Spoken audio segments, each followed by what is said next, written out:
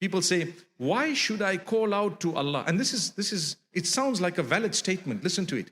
It sounds like a valid statement. People say, why should I call out to Allah for something when it is already decreed whether I'm going to have it or not? Whoa, did you hear that? Isn't it decreed that I am going to have X, Y, and Z in my life? What's the point of asking Allah when it's already decreed?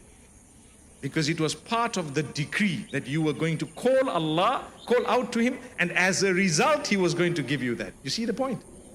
People say, why should I seek forgiveness when it's already written that I'm going to go to heaven or hell? The reality is because you don't know. If I ask you, where are you going, guys? Put up your hand if you guys are going to hell. No one. You see? What makes you so sure you're going to heaven? Can I tell you what makes you so sure? What makes me so sure? I have a Lord who's forgiving. I have a Lord who's kind, who's merciful. I'm trying to develop a relationship with Him. I try hard. I falter sometimes. It's okay. But I keep seeking forgiveness from Him. And I know He's kind and merciful. Therefore, I'm convinced, inshallah, He's going to look at me with the eye of mercy. Wow. Now you're talking. Okay? I'm convinced by the will of Allah that He's going to have mercy on me.